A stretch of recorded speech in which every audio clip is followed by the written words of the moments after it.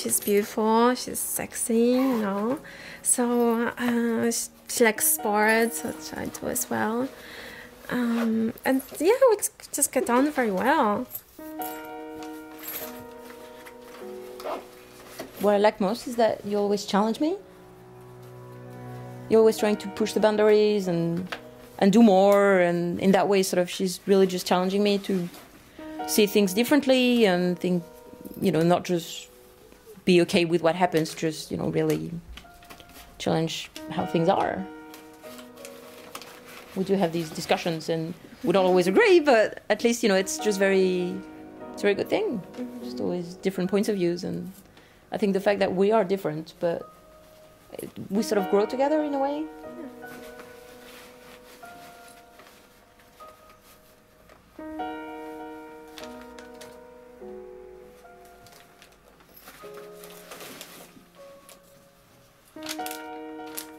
Last year I wasn't out yet to my parents, so I was like, it was terrible. Like, you know, like during Christmas we say wishes, like you break kind of like what's called, like the holy bread, and you share it, and you tell, you know, wishes to another. So I would get all these wishes, you know, from my parents, like, I wish you, you know, you find a great guy and, you know, get married and hopefully go back to Poland. So at the time I didn't really have courage to say, well, this is not how it is. Actually, the other thing I did last year at Christmas was to come out to my parents, for which I totally used Joanna. Basically, because I wasn't out to my parents because I live far away. It was fairly easy in a way not to be out to them. It turns out that actually it was very easy to come out. I told them that I had met someone I was happy, and it was a woman. And it turns out that they were relieved that actually I was with a woman instead of being single at that time. I think my family is not ready yet to really see us together. And my college is not up to scratch. Yeah, because for a long time it was like my mom actually knew what's going on, like she sort of figured this out. I told her, she was like, yeah, I knew that, but she wasn't happy.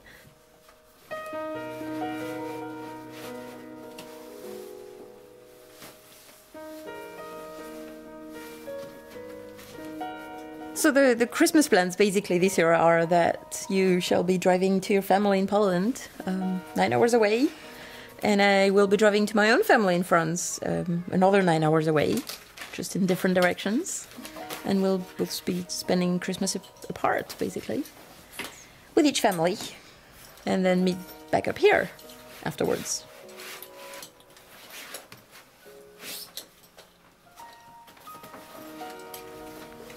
Yes, we're going to call each other, of course, during the way, and you know, how is it going, how are the parents, you know, so so yeah, of course we'll be in touch.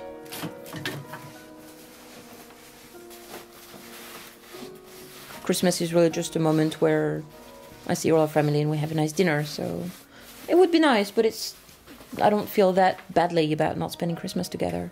Give them some time to like get used to it and start asking questions. So how is Emmy like? What does she do?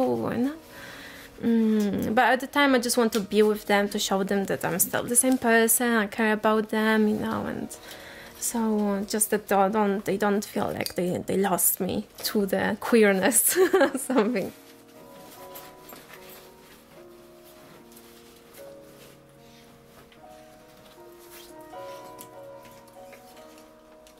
We are in Netherlands. I'm French, I'm Polish, you know, we sort of like chose Amsterdam because we like it, but also, you know, our choice was influenced by the like kind of like, you know, the gay-friendly laws and attitudes. And also, you know, if at any point you want to get any registration or, you know, like of the partnership, if we go back to France, we will be degraded to Pax, which has less laws. We go to Poland, we will not even be partners anymore. We will not have any rights, like any recognition.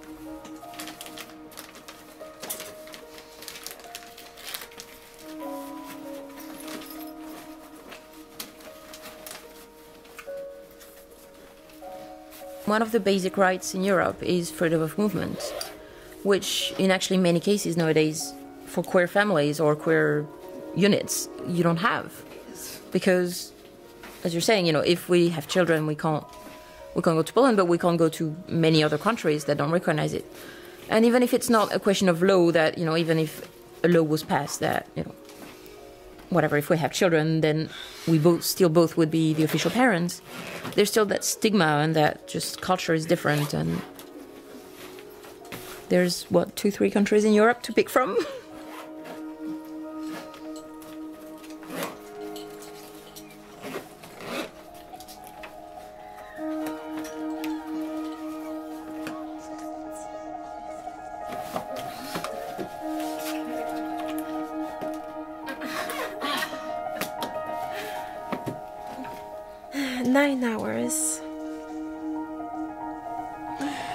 We're not going to spend 10 hours without speaking.